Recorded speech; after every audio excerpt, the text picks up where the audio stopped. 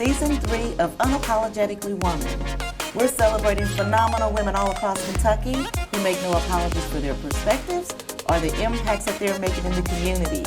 Today we're celebrating Annissa Franklin. Annissa is a wife, a mom of 3 adult children, and Chief Administrative Officer for the Urban League of Lexington. Unapologetically Woman, Annissa Franklin, that's you. That's me. Thank you for having me. Congratulations. Thank you. Okay, so you have a big role to fill. Yes. Tell me about it. What's your all's mission? So the mission of the Urban League is to ensure that African Americans and the disadvantaged achieve equality. And so we do that through a number of programs, from affordable housing. And right now we have 60 affordable units for families. We also accept Section 8. And then we have youth and development programs. One is MADE. It's called, it stands for Motivated All Day, Every Day. And I love that name. Right? It's really good. And so we've been doing that program since 2008. And that's to help kids with social emotional learning as well as conflict resolutions and things along that line. Our guy that does the work has been in middle and high school since that program started. And then we have our LIFT conference, which is what I call my baby. It's for preschool through 12th grade students and their caregivers to help them understand what it means to pursue life after high school graduation. So we want to get them there, but we also want them to be thinking, what kind of career am I focused towards? What is the best career option that's out there for me? And how can I go about obtaining that? And then we have other programs. Our academic challenge starts tomorrow, or it ends tomorrow. And so with that, what's happening is 2nd through 5th grade students are competing for college scholarships. So we had a mini competition that dwindled from 800 students down to 36. And then tomorrow, those 36 will compete for scholarships to Morehead State or Midway universities. And so you've given out probably nearly $100,000. Is that we've given out millions. Millions? The last time I looked, it was $2.8 million in scholarships to Title I students. Yes, that's awesome. That's awesome. Yeah. And so when you talk about, life after graduation, that doesn't always include college, right? Exactly. And so that's one of the things that we want to focus on, because a lot of people focus first on college and career, but you have to understand the careers that are out there that right now, with debt being so high for going to college, let's take a look at how you can minimize your debt but yet still be in a career that's going to pay you just as much as if you went to a 4-year college. And so that's what we've been doing with our programming in that space, is let's explore some things, because there might be some opportunities out there that you've never even considered. Especially for the babies, they look at police, teacher, things along that line. But how about a plumber? Do you know how much a plumber can make? I know how much they cost. Right. Exactly. You know how much an electrician can make, or how much a dental hygienist can make, and you don't have to go to school for 20 years in order to achieve those kinds of salaries. So it's just about putting those opportunities before people and letting them take a look at those and see if any of them fit. And when you're working with the children and the families, what has been the biggest, smile maker for you? It is the kids that touch something for the first time. Like, I'm thinking about Dr. Unita Bryant over at UK. So she works with animal parts. So she'll bring those to a animal parts. Yes, laid out on the table. The kids can put on the gloves and pick up these parts, and might be a cow's snout or something like that. But when you see them pick that up and go, oh, wow, I didn't know that this career actually existed. Mom, I want to do this, or I want to know more. Those are the moments that just light me up. And then the academic challenge, when the 2nd graders are answering questions, and I'm like, what? You're not smarter than a 2nd grader. I'm like, what is that? Like, okay, so I learned something today. But it's those moments that I'm like, yes, this is why I'm in it. So what else are you guys going to be involved in? Well, before we do that, the affordable housing. Affordable housing is a big issue in Lexington. Absolutely. I don't guess you have any answers for what we do to fix that. For me, not real answers, but I'm thinking that part of the problem is economics in families and households. When you think about all the things that are going on in our community and those families who are stretched to the point of almost breaking, those are the ones who we really want to be able to help. And so knowing that, I just heard for Jessamine County, not that we're in Jessamine County, but I just heard in Jessamine County that the starter homes start at $200,000. Well, if you're not making, a comparable salary or even a livable wage, then approaching that home ownership just seems like too far out of reach. So we want to give opportunities for families to get their footing, and that's why, our affordable rental units are there for that. Let's help you get into a place that you can afford, that you can still get your medicine, you can still get your groceries, and we can start to do some other things to help you move towards home ownership. That statistics that you just gave almost took my breath away because a starter home for over $200,000, Exactly. That's not a starter. You're not arriving once you finish college or you start your career. You have to build up to it, but you have to have somewhere to live in between time. Absolutely. And so right now those units are being, sucked up by others who can probably afford more. But the problem is you are taking, the lower costing affordable housing options away, then we have households who are still struggling just to make day-to-day life work. Mm-hmm. Now, when I look at you, and I see you on social media and I talk to you, you look like you're having a blast at your job. I'm having a blast. You are. I'm like, she loves her job. I do. But you are responsible for a lot. I am. But one of the things that I love about my job is it's not the same thing from day to day. Like yesterday was, what are we doing right now with workforce development? Let's hone in, let's get in there a little bit deeper and see if we can't make this program stronger. And then it was also getting a phone call that says, hey, Annissa, I've got $10,000 for workforce development. Okay, let's look at how we're going to make that work. And then say tomorrow might be a youth and education day. Like, okay, we've got a conference that's coming up. What do we need to do in order to do that?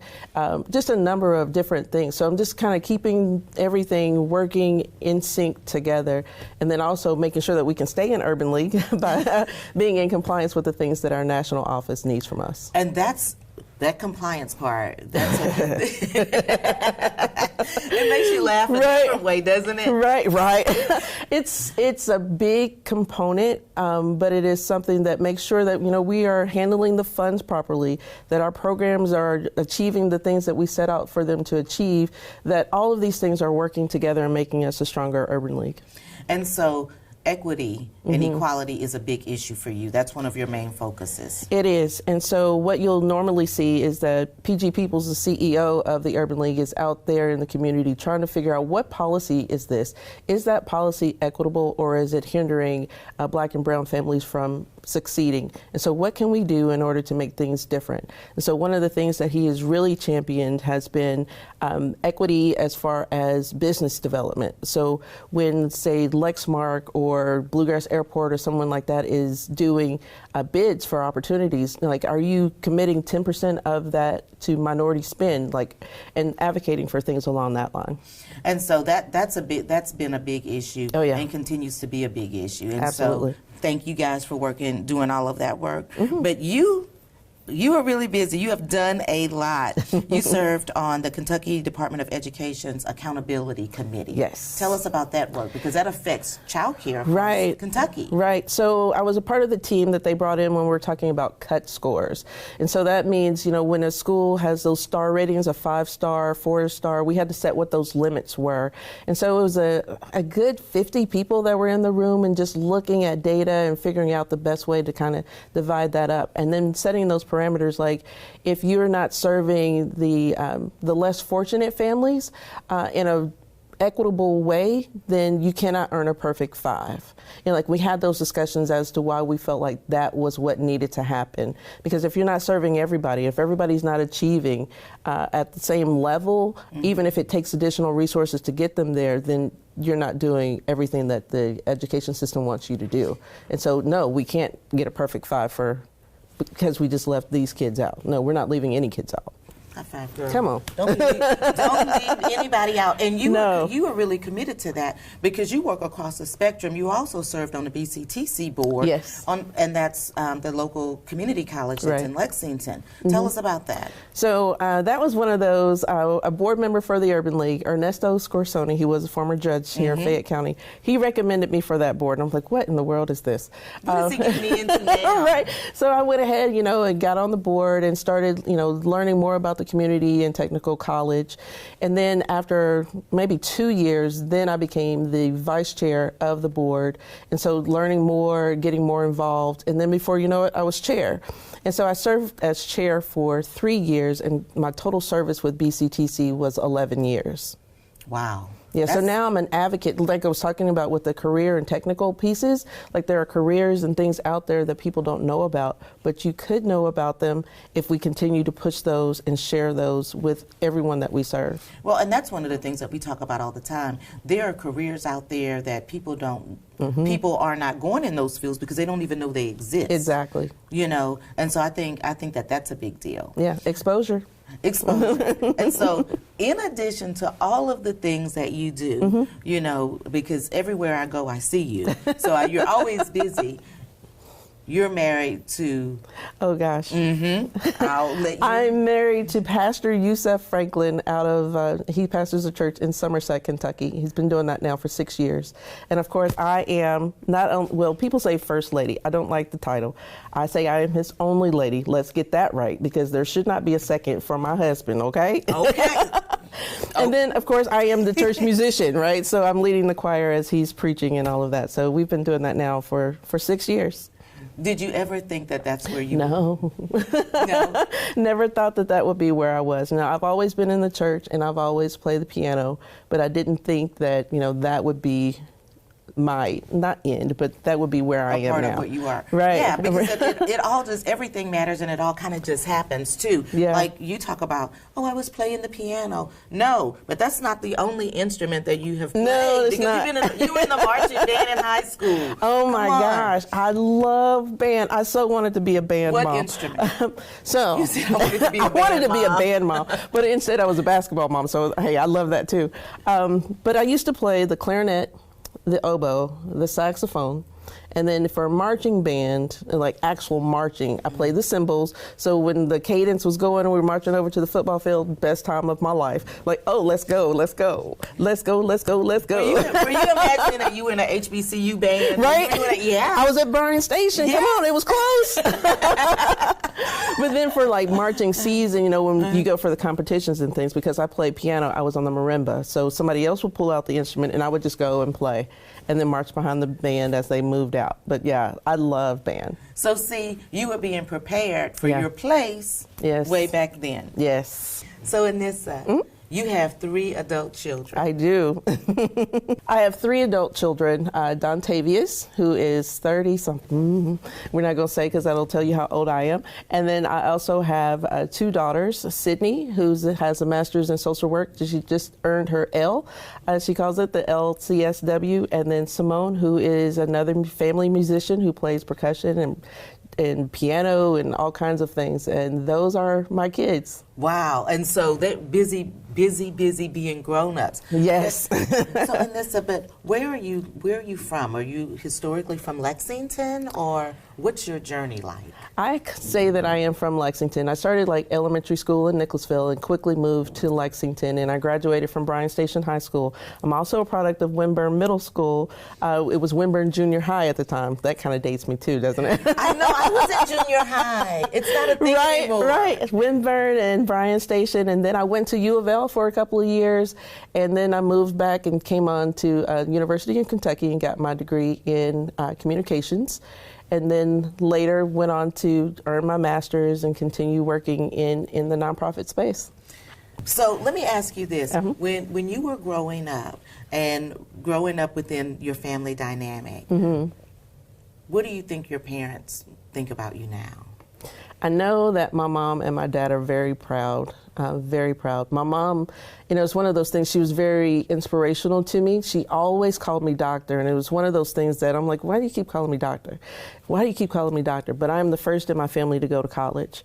And so what she did was instill that I can be anything that I wanted to be. All I needed to do was strive to be there.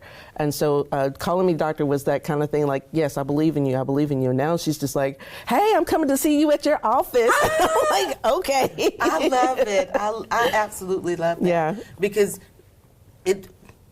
For me, I think it takes a family that grounds the children and prepares them to be something that they don't even know that they can be. Right. And my mom is one of those inspirational women who I know that, you know, by the time she graduated from high school, I was already born.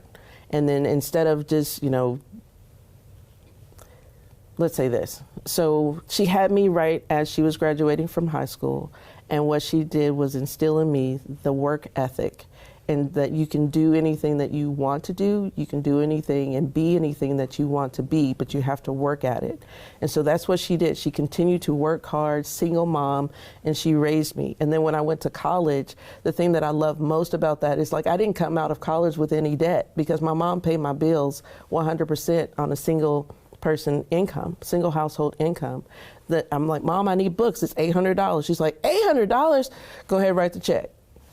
Oh, okay. Right. Yeah, but just, you know, supporting me in that way, helping me to graduate without the debt that a lot of people come out with. I have debt now because I went to get my master's on my own. Yeah. But, you know, just helping me in that way and showing me that it can be done if you really want to do it. And you know what? And that's a testimony for what your mom wanted, not just for herself, but what she wanted for you and the future generation. Exactly. Exactly. Each one of us has done better than the last. You also worked at Community Action. I did. Long time ago. And you started here as a PBX operator. I did. And so I think that sometimes people look at women and they think that they've always been in this place, that there wasn't a journey. And so I'm going to leave you with the last word here. What would you tell young girls or women that are watching and looking up to you and saying, I want to do something like Annissa's doing? I would say, first, get your foot in the door and start learning. The thing that has helped me most is to just continue learning. It didn't matter that when I started at Community Action Council, I'm like, answering the phone? Sure, I can answer the phone. But a PBX, what the heck is a PBX? And then just knowing, like, okay, but stepping up to the plate, like, yes, I'm going to do it. I'm going to learn it because that's who I am. I'm a learner. And so just going through that and then moving to different departments, learning more. It was when I was working with the Early Head Start program that I got what I call the nonprofit bug bite, in that I knew that that was the area that I wanted to focus. And so then I just continued to drill down. I even went back to school, like I said I would never do, got my master's degree in nonprofit management and leadership, continued to move on, working at the Urban League and learning. I was put in a role where I could just continue to learn from others, and then knowing I needed to know more in order to make myself stronger in that role. And so just continue learning. That is the biggest piece. Get your foot in the door and keep learning. Don't ever settle like, oh, well, this is good. No, keep learning. Make yourself more viable. Make yourself more, make yourself indispensable. That's what I would say. Thank you so much for being Absolutely. here. Thank you for having me. Congratulations. Thanks. Continue to watch as we celebrate other phenomenal women just like Annissa Franklin. Make yourself invincible. I'll talk to you soon.